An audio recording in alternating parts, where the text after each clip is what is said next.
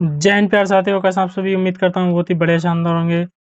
दोस्तों, आज मैं जो है बीएसएफ ट्रेड्समैन का जो है प्रीवियस ईयर पेपर लेकर आया हूँ। जैसा आप सभी की डिमांड थी कि प्रीवियस ईयर पेपर लेकर आओ 2023 का, तो जो मेरा एग्ज़ाम हुआ था बीएसएफ में उसका मैं पेपर लेकर आया हूँ और जिसको मैं जो है फ़ोन पर दिखा रहा हूँ।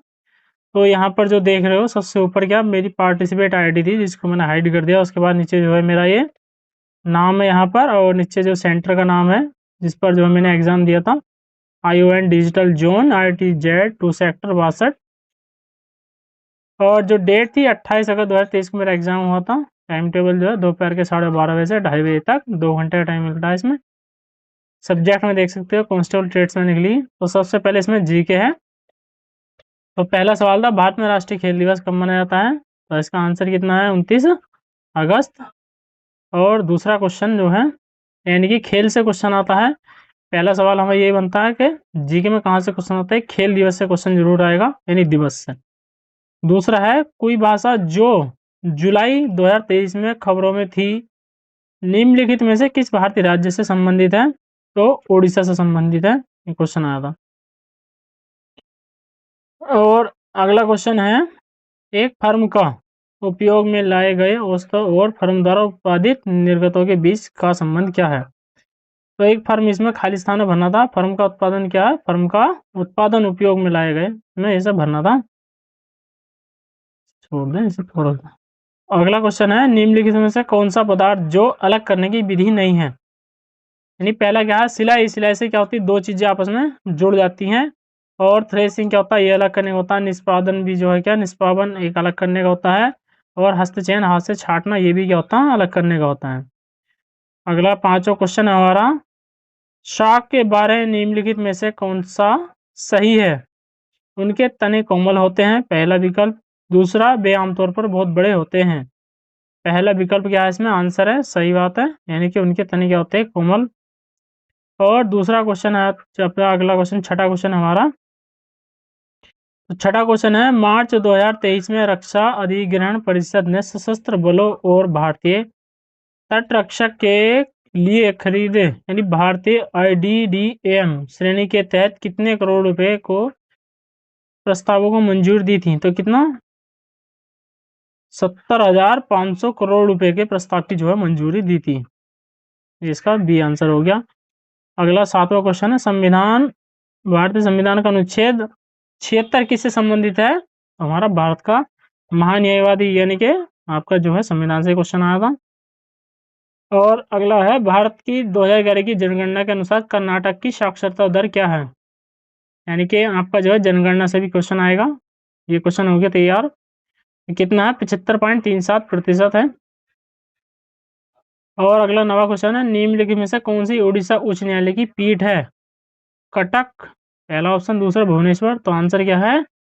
कटक जो है उड़ीसा उच्च न्यायालय की पीठ है, मतलब हाई कोर्ट। तो देख सकते हो ये संविधान का क्वेश्चन है, हाई कोर्ट से जो आया है। भारत के पश्चिमी तटीय मैदान के उत्तरी भाग को क्या बोलते हैं हम? क्या है इसका आंसर? कोंकण। यानी भारत के जो पश्चिमी तटीय मैदानी भूगोल का ये क्वेश्चन आया है। और अगला 11वां क्वेश्चन हमारा, निम्नलिखित में से किस अधिनियम के तहत ब्रिटिश भारत के दौरान असम में बागान श्रमिकों को बिना अनुमति के चाय बगाड़ा बागान छोड़ने की अनुमति नहीं थी? तो क्या है? इंग्लैंड इमिग्रेशन अधिनियम, पहला इसका आंसर है। अगला 12वां क्वेश्चन हमारा, भारतीय संविधान के निम्नलिखित में से कौन सा कथन सही है? तो पिछला क्वेश्चन था वो हिस्ट्री से था। पहला क्वेश्चन है, इसका पहला विकल्प है, भारत के राष्ट्रपति केंद्रीय मंत्री को गोपनीयता की शपथ दिलाते हैं। एक केंद्रीय मंत्री अपना पद खो देता है यदि वह निरंतर 6 मास के लिए संसद का सदस्य नहीं है। तो दोनों बात इसमें क्या है? सही है। अगला 13वां क्वेश्चन हमारा, निम्नलिखित में से कौन सी त्रिपुरा की आधिकारिक भाषा नहीं है? तो भाषा से क्वेश्चन आया है, तो कौन सी नहीं है त्रिपुरा की आधिकारिक भाषा? हिंदी नहीं है, क्योंकि त्रिपुरा में अंग्रेजी चलती है। अगला है, चरक संहिता पुस्तक किससे संबंधित है? आयुर्वेद से। तो एक पुस्तक से क्वेश्चन जरूर आएगा, इसलिए सारी की सारी जितनी बुक्स हैं उनसे ये क्वेश्चन तैयार होता है। तो ये सब जो है स्टैटिक चल रहा है, स्टैटिक से जो क्वेश्चन आने वाला। भारतीय संविधान की उद्देशिका में अभिव्यक्ति राष्ट्रीय एकता और राष्ट्र की एकता और अखंडता में कब बदला गया था? तो 44वां संविधान संशोधन 1976। तो इसका आंसर आ गया 1976। 16वां क्वेश्चन है, मई 2023 में भारत अफ्रीका संयुक्त सैन्य अभ्यास अपेंडेक्स 2023 का मेजबान शहर कौन सा था? कौन सा था इसका? पुणे इसका आंसर है। अगला है 17वां क्वेश्चन, ग्रीष्म ऋतु में उत्तरी मैदानी इलाकों में चलने वाली पवन को क्या बोलते हैं? ग्रीष्म मतलब गर्मियों में जो पवन चलती है उत्तर के मैदान के इलाका में, तो क्या बोलते हैं? लू बोलते नहीं, लू चल रही है घर से बाहर मत निकलो।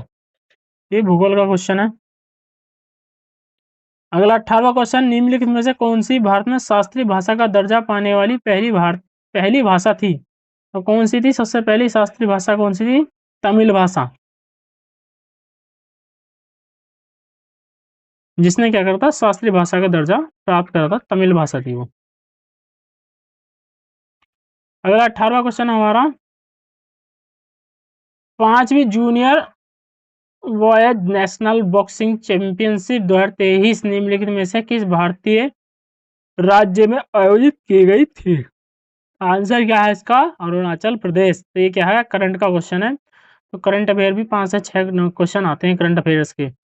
अगला क्वेश्चन हमारा, भारत की 2011 की जनगणना के अनुसार महिला जनसंख्या प्रतिशत कितनी है? तो कितनी है? 48.5% है महिला जनसंख्या। ठीक है दोस्तों, तो ये जो है जनगणना से क्वेश्चन है। तो 2 क्वेश्चन अब तक जनगणना से आ चुके हैं।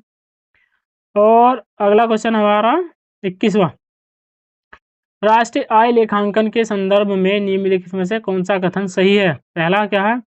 स्टॉक को समय अवधि में परिभाषित किया जाता है।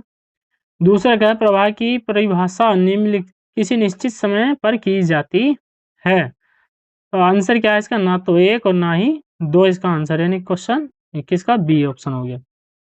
और क्वेश्चन नंबर 22 है, निम्नलिखित में से कौन सा चंद्रयान 3 मिशन का उद्देश्य है? तो पहला क्या है? चंद्र सतह पर सुरक्षित और नरम लैंडिंग का प्रदर्शन करना है।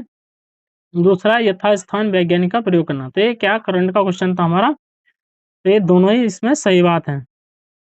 23वां क्वेश्चन है, 1919 को अमृतसर में कुख्यात जलियांवाला हत्याकांड किस तारीख को हुआ था? क्या तारीख थी? 13 अप्रैल 1919। तो पहला आंसर हो गया इसका, यानी कि इतिहास से आया हुआ क्वेश्चन है, मॉडर्न हिस्ट्री का। अगला 24वां क्वेश्चन है, डोला पूर्णिमा निम्नलिखित में से किस भारतीय राज्य से संबंधित है? तो उड़ीसा से। यानी कि इस तरह का क्वेश्चन भी जो हमारा आता है स्टैटिक का।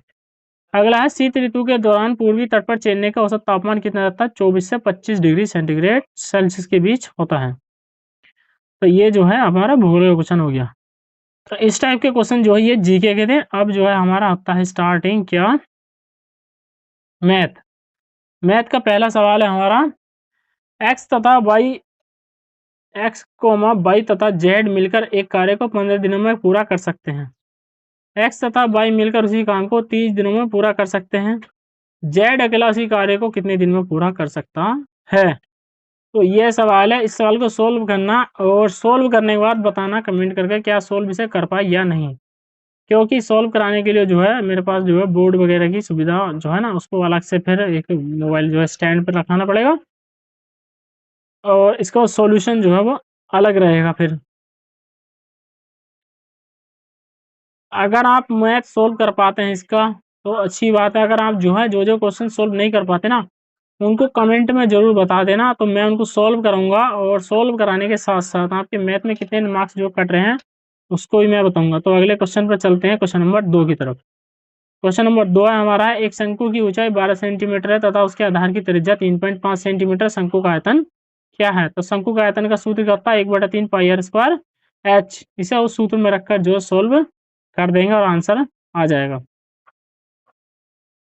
और अगला सवाल है हमारा, एक रेलगाड़ी की गति 46 किलोमीटर प्रति घंटा है। यदि रेलगाड़ी की लंबाई 805 मीटर है तो प्लेटफॉर्म पर खड़े हुए एक पुरुष को पार करने में रेलगाड़ी कितना समय लेगी?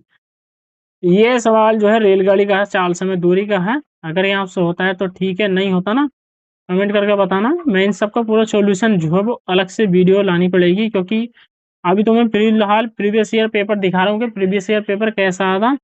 अगर आपसे क्वेश्चन नहीं बनते तो उसके ऊपर मैं जो है आपको क्वेश्चन बनाने सिखाऊंगा, क्वेश्चन होते कैसे हैं। चौथा क्वेश्चन है, एक छात्र ने अंग्रेजी तथा इतिहास में समान अंक प्राप्त किए। इतिहास तथा गणित के अंकों का अनुपात 6:7 है। तीन विषयों के कुल अंक 76% है, प्रत्येक विषय के लिए अधिकतम अंक कितने हैं? 100 नंबर है। उसने इतिहास में कितने अंक प्राप्त किए? इसको सोल्व करेंगे, अगर सोल्व नहीं होता तो कमेंट बॉक्स में बताएंगे। अगला है हमारा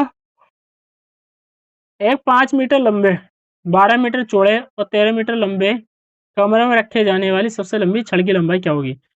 जब भी ऐसा क्वेश्चन आएगा तो क्या निकाल देंगे? घनाभ का विकर्ण का सूत्र लगा देंगे। तो घनाभ का विकर्ण का सूत्र क्या होता है? Under L square plus B square plus S square, यानी कि 13 का स्क्वायर प्लस 12 का स्क्वायर प्लस 5 का स्क्वायर। इन सबको जोड़ लेंगे स्क्वायर करके और उसका वर्गमूल निकाल देंगे तो आंसर आ जाएगा 13√2 वर्ग मीटर। अगला क्वेश्चन हमारा छठा, यदि एस का 37.37% टी के 12.5% में जोड़ा जाता है तब परिणाम टी के 12.5% 62% के बराबर आता है। एस टी का कितने प्रतिशत है? तो 133.33% है। तो ये क्वेश्चन अगर आपसे बनता है तो ठीक है, अगर नहीं बनता तो कमेंट करके जरूर बताना। दोस्तों वीडियो बना बना कर थक जाते हैं, जिससे नींद सी आ रही है, लेकिन सोएंगे नहीं हम। आपके लिए उससे पहले वीडियो जरूरी है। अगला सवाल है हमारा, एक समलंब दो समांतर भुजाओं की लंबाई 10 मीटर तथा 20 मीटर, यदि उसकी ऊंचाई 8 मीटर है तो समलंब का क्षेत्रफल क्या है? तो इसको सोल्व करेंगे, होता है ठीक है, नहीं होता कमेंट करके बताएंगे। उसके बाद अगला है हमारा, दो पाइप एक टंकी को क्रम से 20 घंटे तथा 24 घंटे में भर सकते हैं तथा एक निकासी पाइप प्रति घंटा में 44 गैलन पानी खाली कर सकता है। तीनों पाइप एक साथ मिलकर उसी खाली टंकी को 40 घंटे में भर सकते हैं। टंकी की क्षमता क्या है? इस तरह के सवाल जो है ना, अगर होते हैं तो कमेंट बॉक्स में यस लिखें, अगर नहीं होते ना तो कमेंट बॉक्स में लिख देना क्वेश्चन नंबर 8 और नहीं हो पाया यानी नो। अगला क्वेश्चन हमारा 9, जेड का जेड प्रतिशत बराबर 1849 है, तो जेड का मान क्या है? 1849 जेड का जेड प्रतिशत यानी कि 1849 किसका स्क्वायर है? 43 का, और 100 किसका स्क्वायर है? 10 का। तो 43 की 10 से गुणा करेंगे कितना आ गया? 430 आंसर आ गया। अगला हमारा 10वां क्वेश्चन है, एक विक्रेता 2200 रुपये, किसका नोटिफिकेशन आ गया? एक विक्रेता 2200 रुपये अंकित मूल्य वाली एक मशीन को 14% की छूट पर बेचता है। मशीन का विक्रय मूल्य क्या है? तो क्या है ये विक्रय मूल्य? अपना अंकित मूल्य कितना है? 2200 रुपये है, 14% इस पर छूट पर बेचता है। तो 100 में से 14 घटा देंगे तो 86, तो 2200 गुणा 86/100, इसको सोल्व कर देंगे। 0 से 0 कट जाएंगे, 22 की गुणा हम 14 से करेंगे तो आंसर आ जाएगा 1892। सॉरी 14 का नाम हमारा 86 गुणा जब हम 22 से करेंगे तो कितना होगा? 1892, इसका आंसर आ जाएगा। अगला 11वां क्वेश्चन है, एक त्रिभुज के कोण 8:7:3 के अनुपात में त्रिभुज का सबसे बड़ा कोण क्या है? तो 8, 7, 15, 3, 18। त्रिभुज के तीनों कोणों का योग 180 होता है। 18 से 28 को भाग करेंगे कितना आ गया? 10। 10 की गुणा 8 से करेंगे क्या आ गया? 80 डिग्री। सबसे बड़ा क्या इसमें 8 है, तो 80 डिग्री आंसर आ गया। अगला क्वेश्चन है, एक नया छात्र जिसका भार 49 kg है, 43 छात्र एक कक्षा में शामिल हो जाता है और कक्षा का औसत भार 0.5 किग्रा से कम हो जाता है। कक्षा का नया औसत भार क्या है? तो इस सवाल को आप करेंगे, अगर नहीं होता तो कमेंट करके बताना है, मैं इसको जो है बताऊंगा कैसे होगा।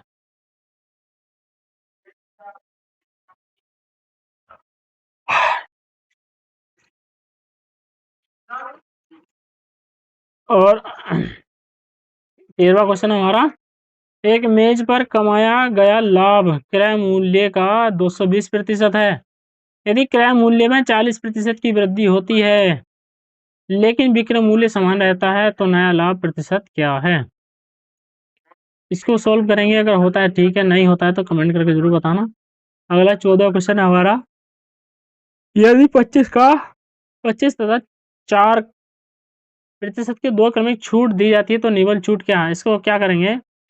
इसको लिखेंगे हम 100 गुणा 100 में से 25 घटा देंगे 75 गुणा 100 में से 4 घटा देंगे 96, और दोनों के बटे 100, 100 से 100 कट जाएगा तो 25 गुणा 4/100 बचेगा 96/100। 25 चौका 100, 4 से 96 भाग कर देंगे तो 24 आ गया। अब 24 आ गया और इसका निवल छूट कितना है? 25 तथा 4% की दो क्रमिक छूट दी जाती है, तो 25 की दिएंगे तो 25 घटा दो 75, तो 75 गुणा 96/100, उसको सोल्व करेंगे और फिर 100 में से घटा देंगे तो 28% इसका आंसर आ जाएगा। 15 क्वेश्चन हमारा 23 के प्रथम 17 गुणजों का औसत कितना होगा? 204 होगा। इसका सूत्र है, इसको मैं जो है करूँगा। कमेंट करके बताना अगर होता है ठीक है, नहीं है तो मैं करूँगा। अगला 16 क्वेश्चन है, एक वस्तु के क्रय मूल्य का 60% उसके विक्रय मूल्य के 40% के बराबर है, लाभ प्रतिशत क्या है? तो इस सवाल अगर आपसे अगर बनता है तो ठीक है, नहीं बनता है तो कमेंट में जो है अपने टाइप कर देना। 17वां क्वेश्चन है, 24 की घात 24 को 10 से विभाजित करने पर शेषफल क्या बचता है? तो 6 इसका आंसर है।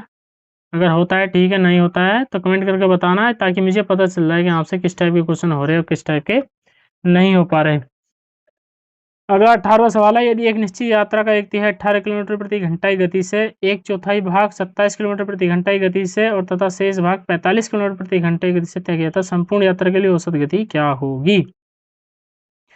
तो इसको भी सॉल्व करेंगे। होता है ठीक है, नहीं होता तो कमेंट में बताएंगे। एक राशि साधारण ब्याज पर 12% प्रतिवर्ष की दर से 6 वर्षों में 34,400 हो जाती है। 6 वर्षों का कुल ब्याज कितना है? तो ये जो दे रखा ना 34,400 रुपये मिश्र धन है, तो मिश्र धन का सूत्र लाकर इसको हल करेंगे। 20वां क्वेश्चन है, ये सरलीकरण का क्वेश्चन है, इसको सोल्व करेंगे। 21वां क्वेश्चन है, एक विद्यालय के 12 विद्यार्थी की औसत आयु 23 वर्ष है। विद्यार्थियों तथा उनके गणित तथा विज्ञान के अध्यापक के औसत आयु 35 वर्ष है। यदि विज्ञान के अध्यापक की आयु गणित के अध्यापक की आयु से 15 वर्ष अधिक है, तो गणित के अध्यापक की आयु क्या है? ये सवाल बनता है ठीक है, नहीं बनता तो कमेंट में बता देना। 22वां क्वेश्चन है, एक शंकु की त्रिज्या 10 सेंटीमीटर तथा ऊंचाई 24 सेंटीमीटर, शंकु का कुल पृष्ठीय क्षेत्रफल क्या है? शंकु का पृष्ठ क्या होता है? पाई आर एल, और शंकु का संपूर्ण पृष्ठ क्या होता है? पाई आर ब्रैकेट में एल प्लस के आर। तो ये लगाएंगे सूत्र, पाई आर ब्रैकेट में एल प्लस के आर। ये ऊंचाई दे रखी है और त्रिज्या दे रखी है, तो एल का मान निकालना पड़ेगा। 24 का वर्ग प्लस 10 का वर्ग कितना हो गया? 576 प्लस 100, तो 676 हो गया। 676 किसका है? 26 का वर्ग, तो एल का मान आ जाएगा 26। तो जब इसको पाई आर और ब्रैकेट में एल प्लस के आर इस सूत्र में रखकर जो है आर का मान भी 10 है और एल का मान 26 आ गया। वहाँ से सोल्व कर लेंगे, और पाई का मान 22/7 रखेंगे, तो इसका आंसर आ जाएगा। अगला क्वेश्चन 23, क्वेश्चन 23 है, किसी राशि पर 32 प्रतिवर्ष की दर से 2 वर्ष का चक्रवृद्धि ब्याज संयुक्त रूप से 6681 रुपये है 60 पैसे है, तो राशि क्या है? तो इसमें चक्रवृद्धि ब्याज का सूत्र लगा देंगे 2 साल वाला, वहां से सोल्व हो जाएगा। अगर नहीं होता तो कमेंट करके बताना है। 24वां क्वेश्चन है मैथ का, एक वर्ग तथा एक आयत का क्षेत्रफल बराबर है, आयत की लंबाई वर्ग की भुजा से 6 सेंटीमीटर अधिक है तथा चौड़ाई वर्ग की भुजा से 4 सेंटीमीटर कम है, तो आयत का परिमाप क्या है? क्वेश्चन अगर होते ठीक है, नहीं होते तो कमेंट करके बताना है।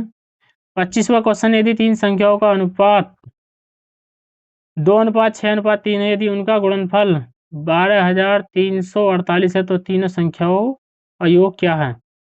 इसको भी सोल्व करेंगे, नहीं होता तो कमेंट करके बताएंगे। और यह रीजनिंग, तो रीजनिंग तो कर ही लोगे, तो पहला क्वेश्चन सीरीज का है, इसको देख लेना क्योंकि टाइम फिर ज़्यादा हो जाएगा, लंबी वीडियो हो जाएगी काफ़ी। ये कितना है? चिन्हों को आपस पर बदलना है, कौन से दो चिन्ह बदले समीकरण को? तो 8 और 4 को चेंज रखेंगे तो सोल्व हो जाएगी। क्वेश्चन तीसरा, ये भी सीरीज का क्वेश्चन है। क्वेश्चन नंबर 4 पर आते हैं। ये हमारा जो है सादृश्यता क्वेश्चन है, अनुपात वाला। और ये कौन सा है? हमारा चिन्ह प्रतीक वाला क्वेश्चन है। इसको ध्यान से देख लेना और जो वीडियो रोक कर जो है इसको सोल्व कर लेना। तो कौन सा इसका आंसर आया है आपका? ठीक है,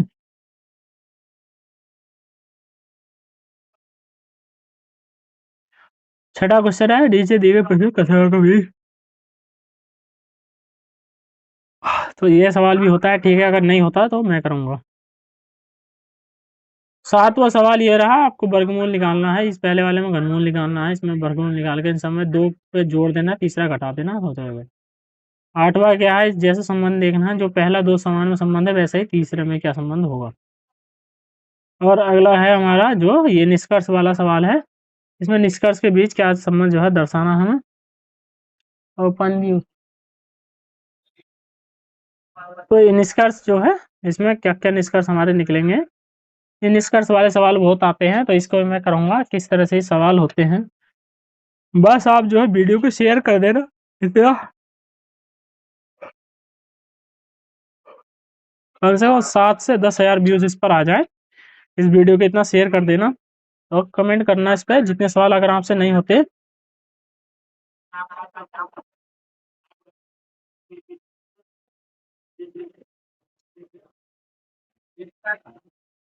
तो 10वां सवाल ये रहा, जिसको अनुपात में बनाकर देखेंगे, नहीं बनेंगे तो मैं करूँगा। एक कूट लेखन कूट भाषा का सवाल हो गया, इसको करेंगे सोल्व।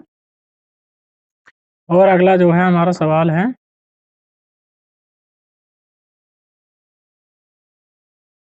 तो उसको कन्वर्टर को दबा दे, चटकन ही दबा दे और इसका प्लग निकाल के इसमें लगा दे कन्वर्टर में, आ जाएगा ना है।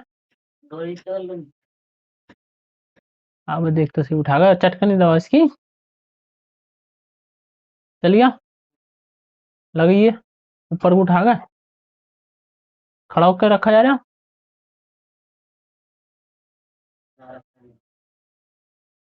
इसे उठा ला तो रख दे।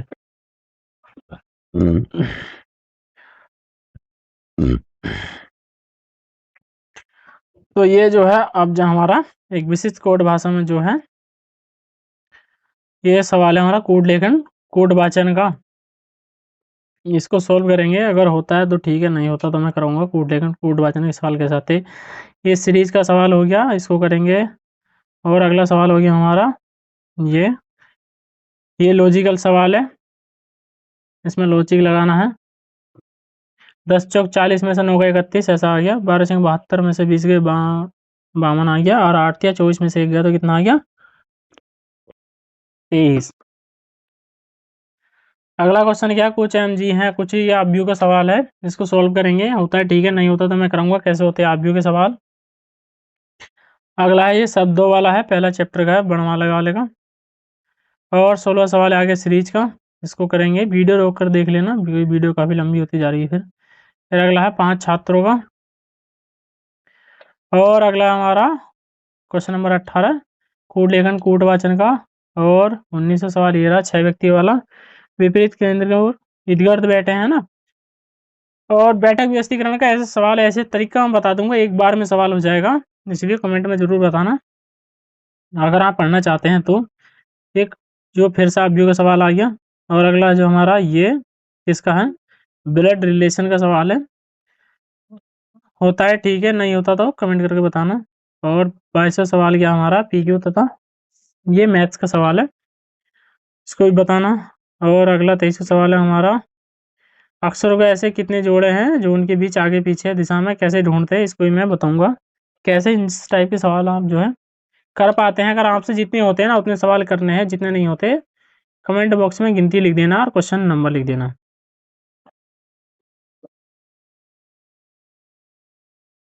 एक PDF भाग गई पीछे। तो ये जो है अब क्वेश्चन नंबर 23 आता हमारा। 4 अक्षर दिए गए हैं जिनमें से कुछ इस तरह से समान हैं और कुछ अलग हैं, तो उस विषम को चुनना है, ठीक है ना दोस्तों। तो अगला सवाल है हमारा 25वां और लास्ट सवाल है। दी गई स्ट्रिंग पर विचार करें जो 0 से 9 तक अंकों से बनी, ऐसे कितने 3 अंक हैं जिनके ठीक अंक 5 है लेकिन ठीक बात 3 या 5 नहीं है। तो इस तरह के सवाल भी जो है कैसे होते हैं। अब ये इंग्लिश आती है, तो इंग्लिश तो हम करते नहीं हैं, हम हिंदी से करते हैं। अगर आप जो है इंग्लिश करते हैं तो देख सकते हो इंग्लिश जो करने वाले हो, मैं इसलिए एक क्वेश्चन को लेकर चल रहा हूँ धीरे धीरे। ये दूसरा सवाल हो गया, ये तीसरा सवाल हो गया, ये चौथा सवाल हो गया, ये 5वां सवाल हो गया, ये 6ठा सवाल हो गया, ये 7वां हो गया, 8वां हो गया, 9वां हो गया, 10वां हो गया, 11वां हो गया, ये 12वां हो गया, ये 13वां हो गया। इसको रोक कर देख लेना। ये 14वां सवाल हो गया। और ये 15वां, ये रहा 16, और ये रहा 17, और ये रहा 18, और ये रहा 19, और ये रहा 20, और ये रहा 21, और ये रहा 22, और ये रहा 23 सवाल। ही पैराग्राफ ध्यान से पढ़ लेना इसको, इसलिए मैंने इतना जूम करके इसको छोड़ दिया। ये दिख रहा होगा, अब दिख रहा होगा इसको, ठीक है। ये हो गया 24 सवाल और ये हो गया 25, लास्ट हो गए इंग्लिश खत्म। अब आती है हमारी हिंदी। निम्नलिखित 4 विकल्पों में से उस विकल्प का चयन करें जो सदैव एकवचन का विकल्प नहीं है। तो क्या नहीं है? बादल, बाल। तो बाल क्या है? बाल टूट गए, हमेशा क्या बोलते हैं? बाल बहुवचन है। बरकी आग लग गई, वर्षा हो गई, आकाश, सभी क्या है? एकवचन है। अगला क्वेश्चन नंबर 2 है हमारा, निम्न से 4 विकल्पों में से उस विकल्प का चयन करें जो भाववाचक संज्ञा विकल्प नहीं है। यानी भिन्नता, ममता, प्रताप, ये सभी भाववाचक संज्ञा है, जबकि योगी क्या है? योगी भाववाचक संज्ञा नहीं है। योगी कई सारे हैं जातिवाचक संज्ञा। निम्नलिखित विकल्पों में से वो कौन सा विकल्प एक अनुच्छेद सही ढंग से व्यवस्थित करता है? तो ये जो है चरणों को आगे पीछे क्रम में लगाना है, इनको सीधे से पढ़कर सोच समझकर करना पड़ता है, इसलिए आप बार बार पढ़ना, इसको वीडियो को रोककर यहीं से और इसको क्रम बैठा लेना। निम्नलिखित प्रश्नों में 4 विकल्पों में से उस विकल्प का चयन करें जो दिए गए शब्द के पर्यायवाची शब्द का सही विकल्प नहीं है। कौन सा नहीं है? सारंग नहीं है, बाकी सिलमुख, सर, तीर किसके हैं? ये तीर के पर्यायवाची है, या घोड़े के, ठीक है ना, गधे के। लेकिन सारंग किसका है? हंस का पर्यायवाची है। अगला क्वेश्चन है 5वां, निम्नलिखित 4 विकल्पों से उस विकल्प का चयन करें जो उपसर्ग से बने शब्द का सही विकल्प हो। तो क्या है? दुर्भावना। दुर्भावना क्या है? उपसर्ग दुर। बाकी बसेरा, एरा, छलनी, ई, धुलाई, आई, ये सब क्या प्रत्यय है इनमें? कैसे भागो जा रहा है। अगला क्वेश्चन हमारा 6, निम्नलिखित 4 प्रश्नों में से उस विकल्प का चयन करें जो शब्द के भेद वाला सही विकल्प हो।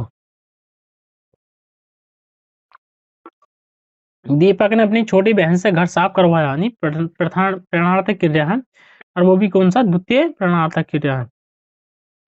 अगला सवाल है हमारा 7वां, निम्नलिखित प्रश्न में 4 विकल्पों में से उस विकल्प का चयन करें जो दिए गए शब्द के बहुवचन का रूप का सबसे अच्छा विकल्प है। तो क्या है? धातुएं। तो धातुएं कई सारी हैं, ये सबसे अच्छा है।